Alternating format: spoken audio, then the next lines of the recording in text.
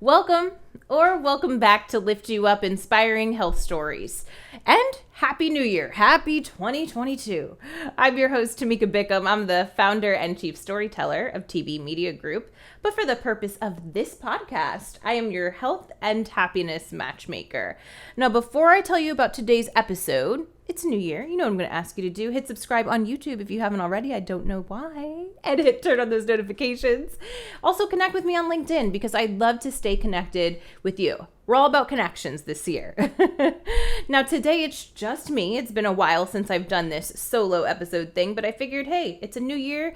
Time to get back in the saddle and talk about all things marketing, a little bit of storytelling today. And hey, let's talk about what we're doing this year. Marketing strategies. We want to grow, and it's really going to be online. We're still in this whole pandemic thing. So what do we need to do to continue to grow and implement in 2022? Our physical, mental, and emotional health is not just a want, it is a need for happy lives and prosperous businesses. Lift You Up is the podcast where we share inspiring health stories from business owners who are fulfilling their purpose to live their healthiest lives and helping you do the same.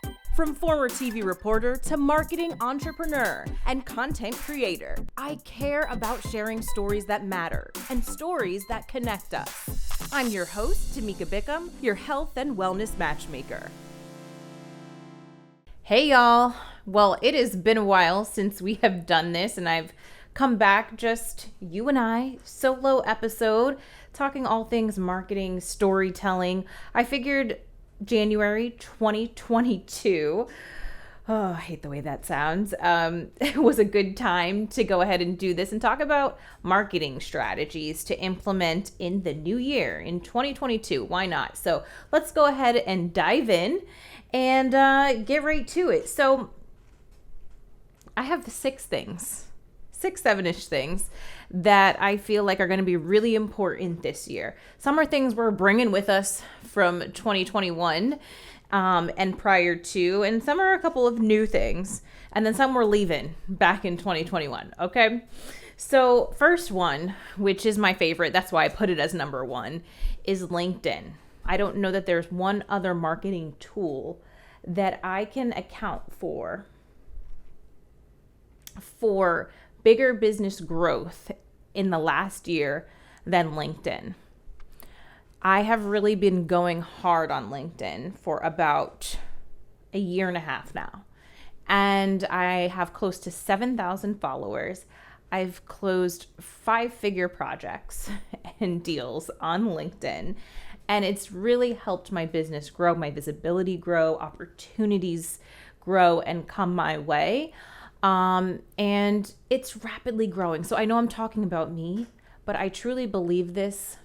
I'm going to get into this more as far as social media, but as far as a tool for business growth, I don't think there's anywhere better to be right now than LinkedIn. So they're making a lot of updates. They're making a lot of changes for business and company pages and accounts, right? You have your personal profile and then you have your business account. They're making a lot of updates. Even there's 740 million users right now on LinkedIn. And I was just reading in Forbes that they're making huge gains each and every month as far as users that are coming on. So 740 million users of LinkedIn at this point at the end of 2021. Yes, it's not huge like a Facebook or even Instagram, but I think why I rank this as number one on the list, because I've seen it work in my own business once I really focused there. Also, my approach is creating content primarily for LinkedIn, with a little bit of for other platforms as well, because I want to speak to that audience. The difference between LinkedIn and, let's say, Instagram, if we want to talk about those two, because I know a lot of people spend time on Instagram, and this totally depends on your industry, but the difference between the two is that people are on LinkedIn are there in a business mindset, in a professional mindset, in a job searching mindset, in a job hiring mindset, in a doing business mindset. What is your mindset when you are scrolling on Instagram? totally different, right? So, I mean, at least I know. For me, it's probably like sitting on the couch watching The Bachelor, scrolling through Instagram mindlessly. I'm not trying to buy something. Now, it doesn't mean I haven't made professional connections there, but my mindset on the two platforms is very different. And if you spend time on both, you would probably see that in yourself as well. So, hey, the numbers alone say it. I can tell you they're making a lot of updates that I think are going to be beneficial and continue to evolve and change and grow with the app. Everyone has live access now there. So, I mean, and you still get, I would say LinkedIn is also the platform where you get the best organic reach. Still, you really don't have to pay to play on LinkedIn. If you do, there's a lot of opportunity there as well. But the sooner the better, because at some point, everyone's going to be there and you just don't want to be the last one to the party. You may say, hey, I am, a clothing boutique shop. I am a jewelry store. I'm a pizza shop. Things like that. Totally get it. You have to know where your audience is, who your audience is, and where is best for you to focus your time, energy, and efforts and show up consistently. There are certain businesses that are meant for Instagram that are much better for Facebook. And then depending on your goal, if you're more B2B service-based type of business, you certainly should be on LinkedIn and utilizing the relationship building, the tools that you have there, and the visibility that you can grow there. And hey, people are looking to do business. So that is my, number one professional advice, also my personal opinion as far as how I feel about LinkedIn. I feel like that is my number one marketing focus going into 2022. Number two, online events.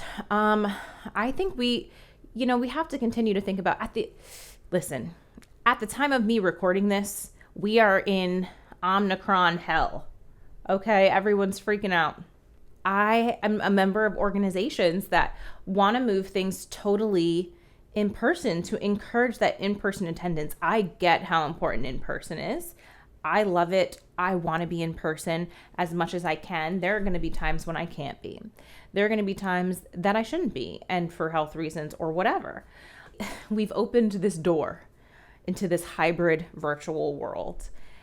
It's not ever going to close. Okay, people? It's never going to close. Don't try to close that door, because if you do, you are shutting people out.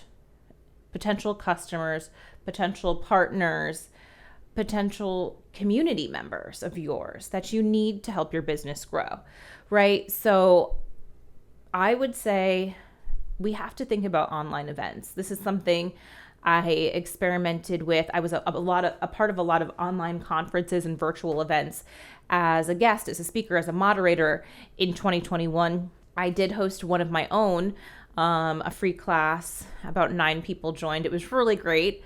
I enjoyed it because it was international. I was able to welcome people from Canada, the United States into this class. I think it's a great community builder. We're not bound to make connections in our location. So just thinking about how you can continue to incorporate an online event or hybrid into whatever you're doing. If events are part of your marketing, I think it's a great way to introduce new people to you and who you are. So if you do events, if you do something in person, just thinking about that virtual aspect to it to get people involved and engaged. And if you do it strictly online, or again, you have a marketing strategy that is, using LinkedIn, as I mentioned, hey, that's where I advertise my free class. So maybe you can find a way to incorporate getting together in an online space. And because that's just not going away. People like to connect that way. They like the time saving. I wanted to bring up online virtual events. It's not my area of expertise, but I can certainly see how it's not going away and how it's going to be needed ongoing in the future. And the way that you can build connections, meet new people. I will give you one insider tip as far as what I do. Actually, when I join others events, whether it's like a masterclass or a mastermind or whatever, I actually will join that. I'll see what's going on in the chat, or I see who's in the group that I want to meet, and I find their name and I connect with them, and I go ahead in the meeting, I connect with them on LinkedIn. I send them a quick note and I said, hey, I see you're here in so-and-so mastermind. Look forward, nice seeing you here. Think we have a lot in common. Look forward to getting to know you better. Right? Boom. I see them. I found a common ground to connect with them on. Now I'm building that relationship off of that online class or that virtual event and on LinkedIn, and making that and establishing that connection with someone where I believe we can have a mutually beneficial relationship. So just getting creative and thinking about how you can expand your network. And honestly, in these online events, you can do it so much faster and easier. And that in-person element, there's nothing like shaking a hand back when we could do that, hugging someone, cheersing over wine, and really getting to feel someone's vibe and energy. When you can do it safely, great. If you can't, love this option. Don't forget, don't just say, hey, I'm tired of this, to hell with it. I'm all in person. So just think about ways that you can get your online community having fun and engaged. So this is nothing new, but if you don't have one content piece at this point, I think you're behind. So what I mean by that, I think in 2022, I'm giving a lot of tips here, but what I'm doing is actually giving tips around something manageable, right? I mentioned LinkedIn. If LinkedIn works for you in your business, I think for most of us, it will. Unless, again, you're kind of a very visual type of business, or much more, direct to consumer. But if you think about what that one platform is you dominate at, I'm talking about, hey, focus there, right? And just go all in there. For me, that place is LinkedIn. Now I'm talking a one content piece. For me, that is this video podcast. I put a lot of time and effort and energy into producing this podcast and really making it a nice, high quality piece with a website and the whole thing. You don't have to get that crazy with it, but you should have one content piece that allows you to build a connection, trust, trust factor with your audience, educate, thought leadership. You can do that with a video podcast. You can do that with a regular audio only podcast. You could do that with a monthly ebook you come out with, or a quarterly ebook you come out with. You could do that with a blog. Written blogs are still great ways to drive traffic, get people to know who you are. So you could do that with a short video series of you talking, or a video interview series. Whatever your one content piece is that you can do consistently, once a week, once every 2 weeks, once a month. But just have one content piece, because again, people get all distracted with, I got the podcast and now I need to have a video, and now I need to have a blog, and now I need to have an ebook, and now I need to have a book that I'm publishing. No. One, something manageable, something simple that you do. Create one and create it consistently. So that would be my tip there. Focus on that one content piece to show you and your expertise. Don't get distracted with a bunch of different other things. One content piece. And I led right into point number 4, consistency. Create that one piece consistently. Every week, every other week, once a month, whatever works for you. Stick to a schedule, batch it, plan it out, and produce that content. Your audience will look for it. They will come to expect it. They will come to be excited by it. And that's just the way to build, your leads, and, make them warm, and, eventually turn those raving fans into your customers, right? So consistency, oldest term in the book. We're taking that year to year to year to year. Consistency works. So I just had to bring that up as a reminder, because it's always a good one. So that was tip 4. Number 5, my favorite. I couldn't leave out storytelling, but authenticity in storytelling. And what's funny is sometimes I've been thinking about this myself. I feel like,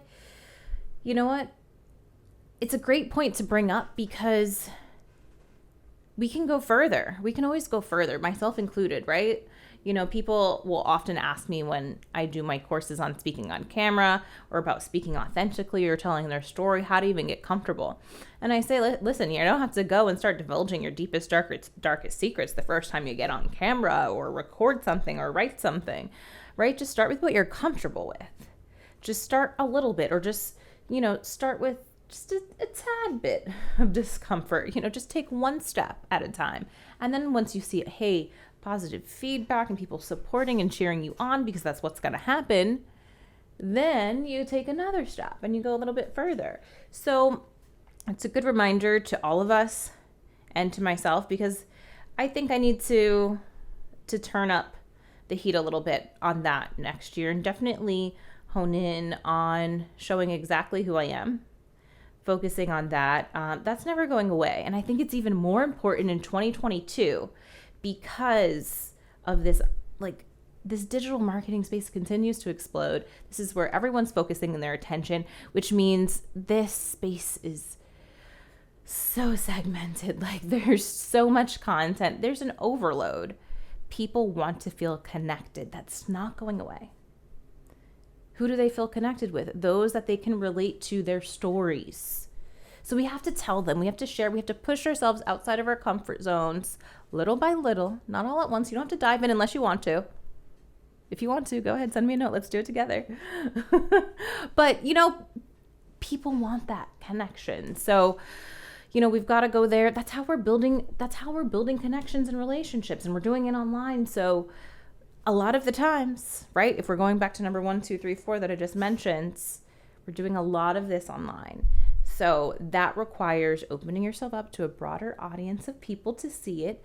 The haters will be gone. They will unfollow, unconnect, whatever. Good riddance, right? You don't need those people. They will unsubscribe. Good. One less person wasting my time, right? Because you just want to attract the people that are meant for you and vice versa. So show up, be you, because that's just going to attract more just like you, honestly. Maybe every time you create a piece of content, write something, do a post on social media, just do a check. Does that feel real to you? How would you tell that story to a friend? That's what I always say, especially about speaking on camera. Imagine you were talking one-on-one with your friend. Someone that you know well, that knows you, you trust. Try to approach it that way and see how things come across and how you deliver it. And just kind of do that mental check every time you create something, hey, does this sound authentic, sound real? Number 6 is a good one, so I want to spend some time on that. So before we get to number 6, just quick recap. We mentioned LinkedIn, okay, one of the fastest growing social media platforms, great for business. Listen, people are doing big deals on LinkedIn. Got to get there and focus. Online events, hybrid events, however you want to position it, great space to be.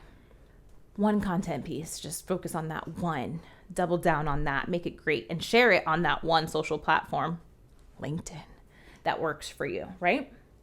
And do it consistently. That was number 4. On a consistent basis, whatever it is you can commit to. Number 5, authenticity in your storytelling. I probably should have bumped this all the way up to number 2 or 1, but hey, we need this. This is not going away. We're bringing that year to year with us.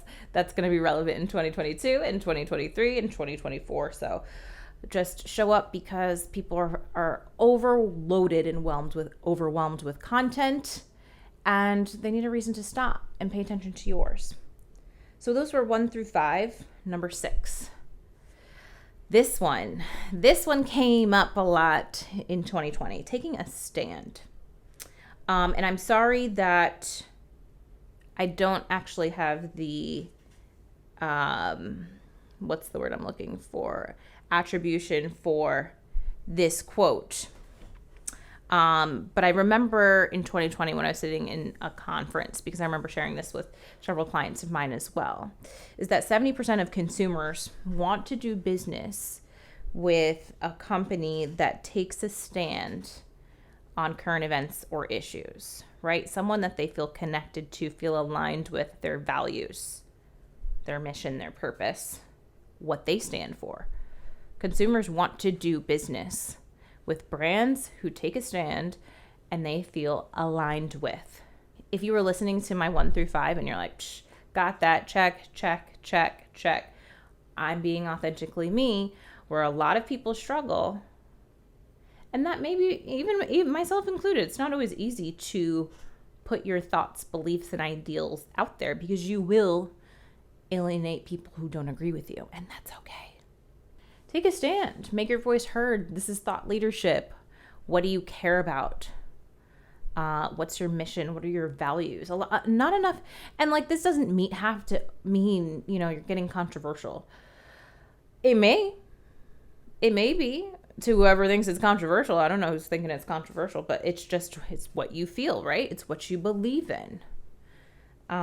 Consumers want to do business, again, with brands that believe in what they believe in, that stand for what they believe in.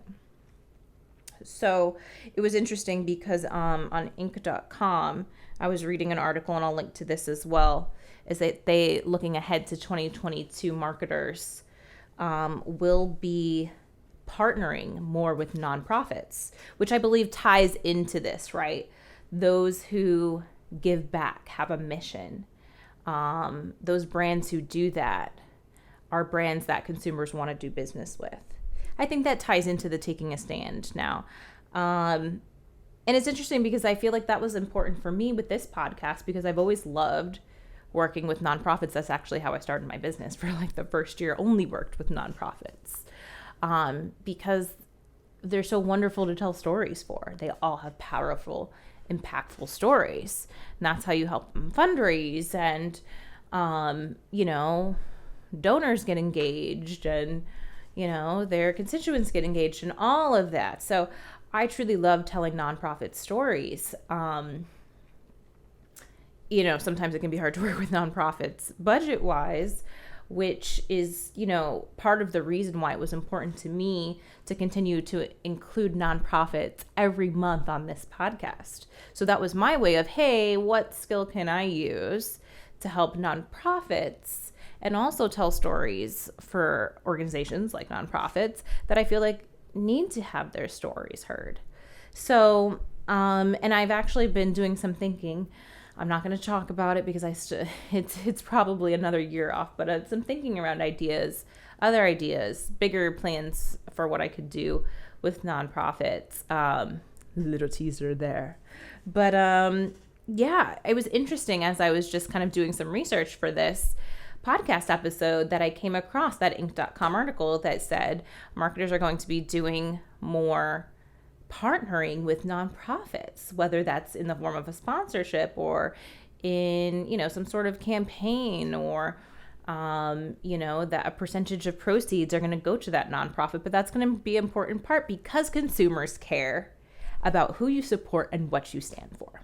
So thinking about that, I think that's a great point. So it could be a nonprofit. It could be another cause or issue or something that you're standing up for. But don't shy away from that and make it known what your company stands for, because you'll be surprised at how much it is that attracts people to you and doing business with you. So, let me know what you guys think about that as you hear this. Go ahead, send me, depending on where you're listening to this, send me an email, send me a note on the socials. I would just love to hear what you think. But those are my 6 things.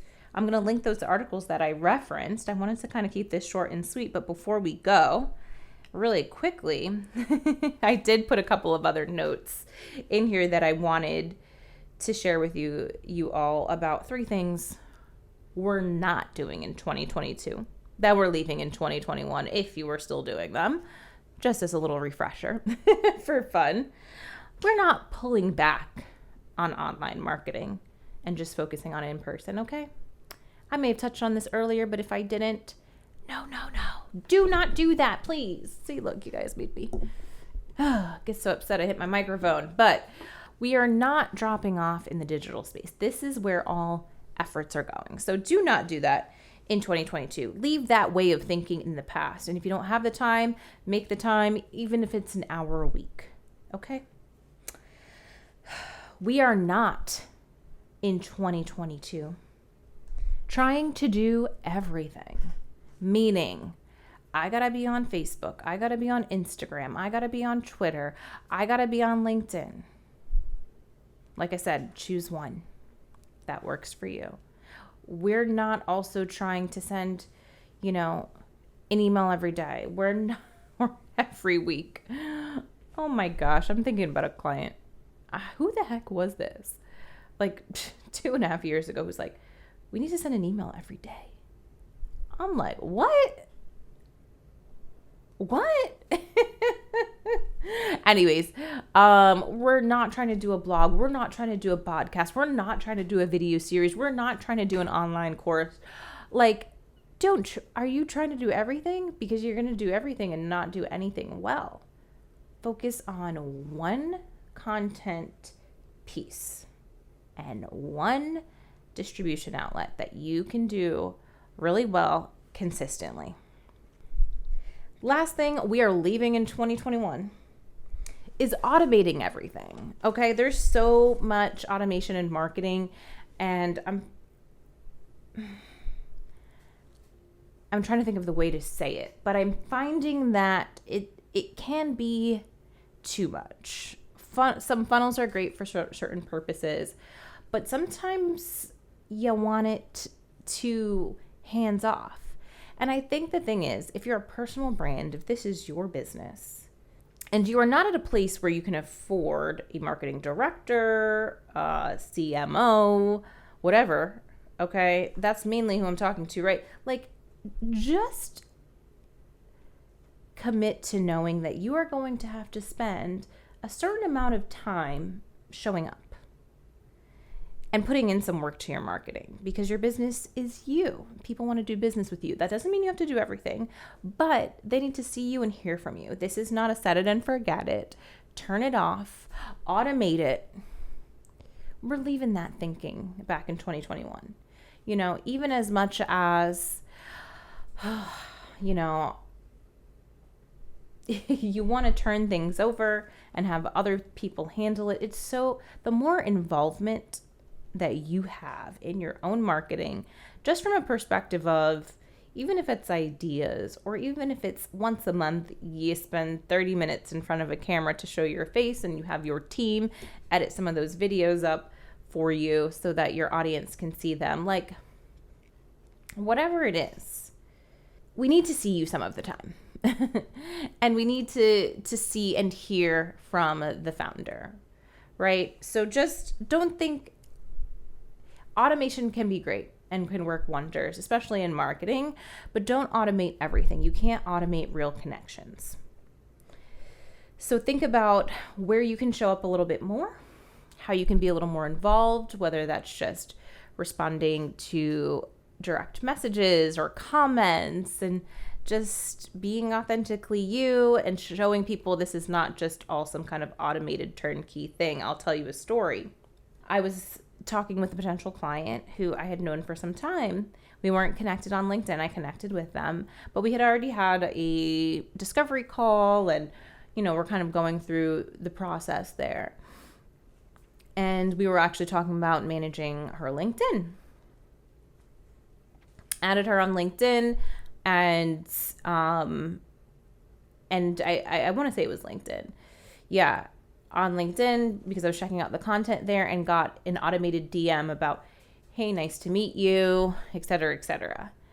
And like, those things, they may work for you, but it really doesn't work most of the time. So really just remembering that human connection, making things personal, that little bit of extra effort goes a long way. So don't forget about that. Whether it's you doing some of it and somebody else handling others, that's okay. You don't have to do it all. If you're CEO, business owner, totally get it. But just remember, not everything can be handed over to a machine or just automated and copy paste. So we got to leave some of that in 2021 as well. I hope this episode was helpful. If you want to share your marketing tips that you're definitely implementing or bringing with you into 2022, let me know. Share the love as I'm sharing as well. Come on, we got to help each other out. So I know it's going to be really important to kind of hone in and focus every year. January is a great time to really refocus, set that intention for the month, the year, everything coming up. So a lot of work to do, definitely on my side as well. So wish you all the best, a very happy new year, and thanks for joining me for this solo episode. I hope you enjoyed that episode and some of those tips were helpful and kind of focusing in on your marketing plans for 2022. If you have your own tips you'd like to share, hey, like I mentioned at the end of that episode, go on over, send me an email, connect with me on LinkedIn, comment under this episode on YouTube. Let me know what you're going to do. Share the love so we can all continue to grow together. And also, let me know what you think of this episode, what you want to hear more of. Remember, we come back each and every week with new episodes. I wouldn't want you to miss out, so make sure you subscribe on YouTube. Connect with me on LinkedIn. I'm all the places, so you can find me there. That's also below in the show notes. So until I see you back next week, because I know I'll see you then, stay happy, stay healthy.